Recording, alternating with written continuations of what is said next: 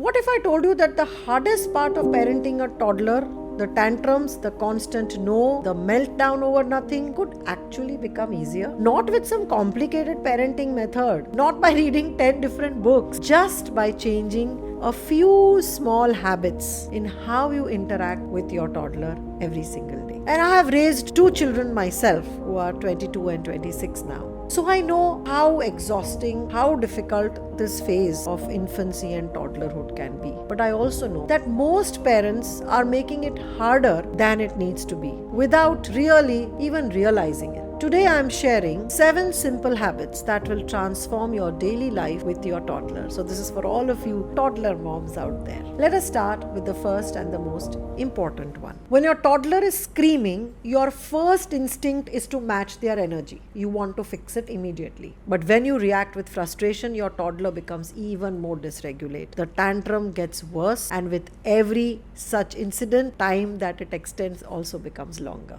Toddler's brain is not fully developed. The part that controls impulsive behavior is still under construction. They literally cannot calm themselves down on their own. They don't know how to. They actually need you to do it for them. Remember, you are their external regulator. If you are calm, they will eventually calm down. If you are stressed, they will be stressed. If you are anxious, they will pick up on your anxiety. So before you respond or before you react to your toddler's tantrum, take a deep breath. Lower your voice. Sit down at their height. Remember, your calm is contagious. Of course, to be calm, you can hum, take a deep breath, do abdominal breathing, and also sit down at their level. Remember, the second point is that toddlers want one thing more than anything else, is that they want control. Because this is an age when they are learning motor skills. They are realizing that they can do things. They are also realizing that their identity is separate from yours. So they want to have their own say. They want to make their own decisions. They want to decide how much they eat, when they eat, how they throw.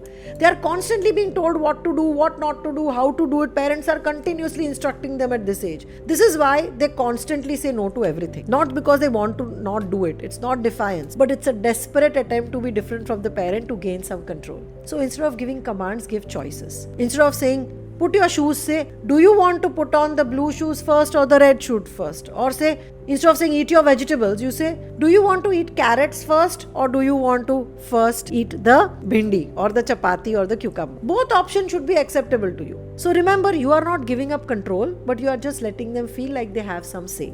Also something like, do you want to put away your toys now or shall we do it after you drink your juice? So they feel that they have a choice, right? And that gives them a sense of confidence and control. The third point is something that parents skip all the time. Remember, when your toddler does something wrong, your first instinct is to correct them immediately. No, don't do that. Stop it right now.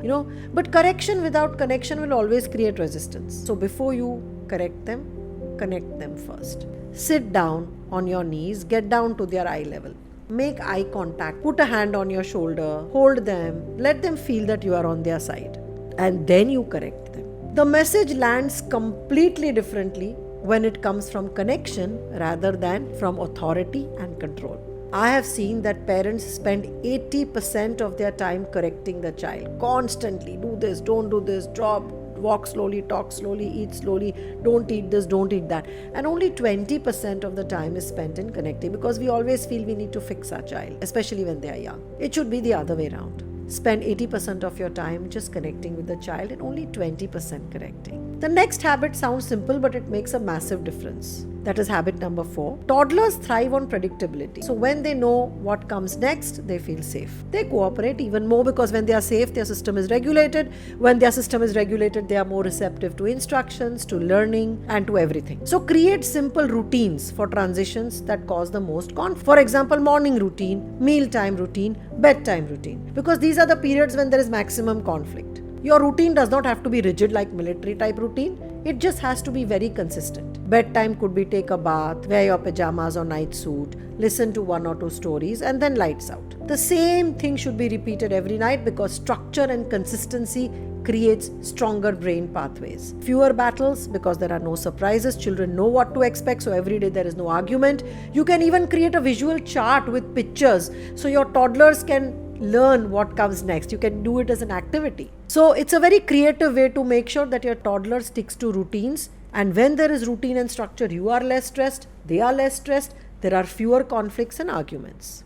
The next habit is when your toddler is struggling to put on their shoes or do something new, your instinct is to immediately do it for them because you don't have time, you don't have patience. When their blocks keep falling, you want to fix it. But remember, every time you rush in, you take away from them their chance to learn. Because I know that it will take longer.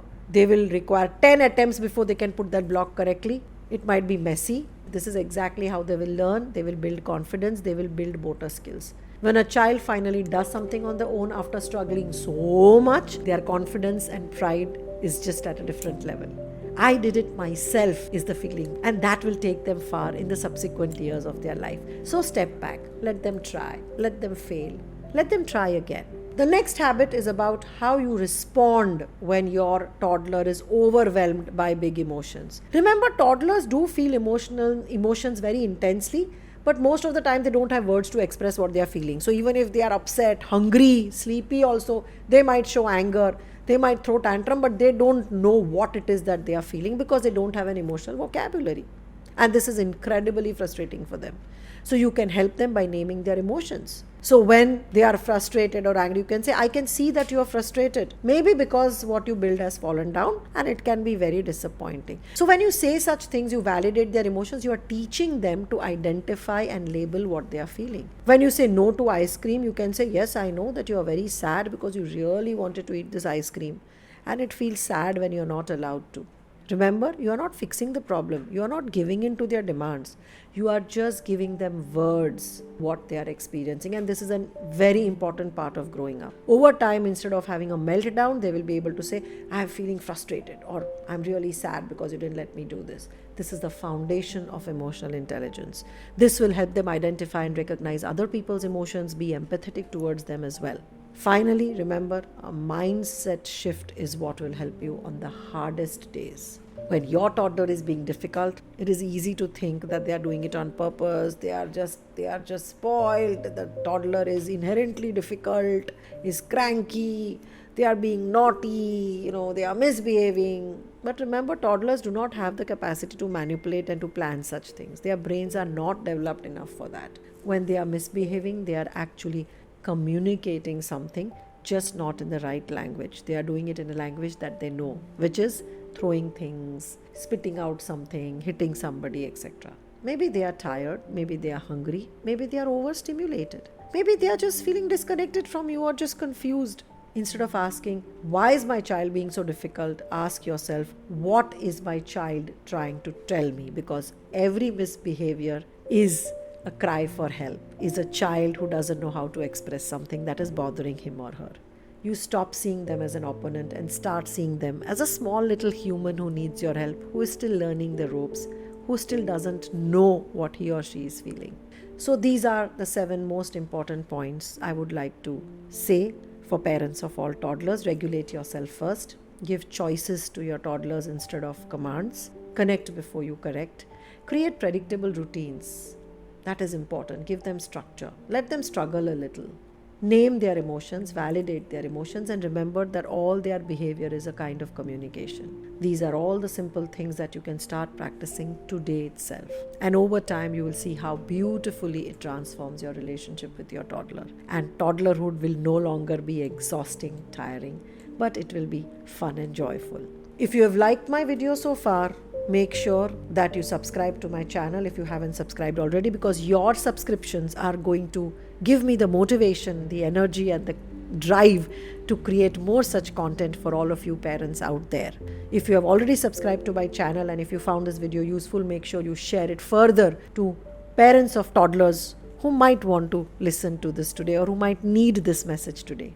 And if you are doing some other different, nice, workable things for your toddlers to keep your relationship comfortable and happy, then do share in the comments below so me and other parents can also learn from your experience. Now, if you are a millennial or a Gen Z parent trying to figure out how to raise your child differently than how you were raised, I have made a video specifically for you. Click on this link. In that video, I have shared a message for the new generation of parents who are trying to break the old patterns and parent their children differently. So make sure you watch this video, and I will see you in the next one.